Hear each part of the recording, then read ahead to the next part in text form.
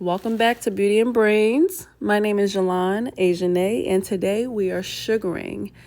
To start, I'm just examining my skin, taking a look around the areas that I will be sugaring, my neck and chin, looking at the skin texture, the hair growth, taking a journey around the jawline, the discoloration, which fortunately, as an exfoliating process, that's something that the sugar will help us with. As I journeyed around my jawline, I encountered a skin demon and had to remove her from the premises. I didn't ask for that. And had the nerve to be fat as well. Don't really understand that too much. Yeah, that was about to turn into a fetus. So yeah, had to go. In order for us to do this successfully, these are the tools that we will need. I am gonna start with some face wash. We're gonna make sure the skin is both clean and dry before we get started. I am using some powder, some Gold Bond. I'm using Nature Sugar in Firm, which is best for coarse hair. I got that off of Amazon, and a rubber spatula. Now, I recommend that you get a metal one just because if you're working with firm wax, you're gonna have a tough time with that rubber spatula. The rubber spatula is no match for that thick ass sugar. It's just not going to work. I'm going to powder my skin down whilst trying to avoid the extraction, the surgery that we had earlier in the video. Pat it down nice and dry. If you sweat, just reapply. No worries.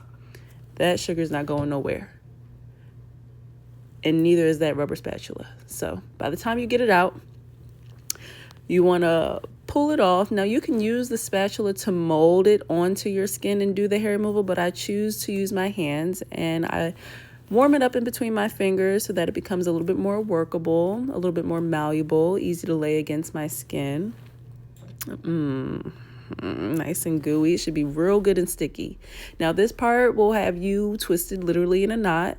So I recommend that you use your dominant hand for the sugaring and your less dominant hand for the holding. And what you are holding is your skin. You're stretching your skin so that when you lay the sugar against the hair, you also want to lay it against the grain, but you want to stretch your skin so that it will pull the hair from its root. Now you want to lay the sugar about 3 to 4 times so that it can really encourage the direction of the hair so that it lays down in opposition. And when we pull it, it pulls from the root.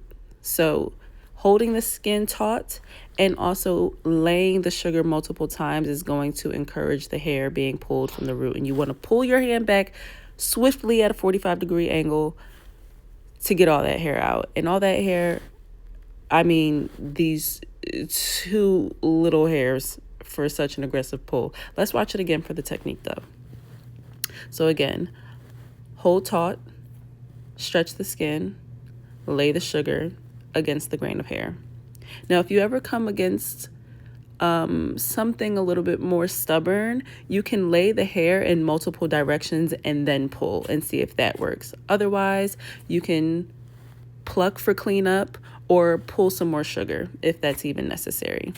Now, FYI, you will need to allow hair growth in between your sugaring so that your sugaring can stay successful. And the rate of hair growth will not be the same for each follicle, and that is also okay.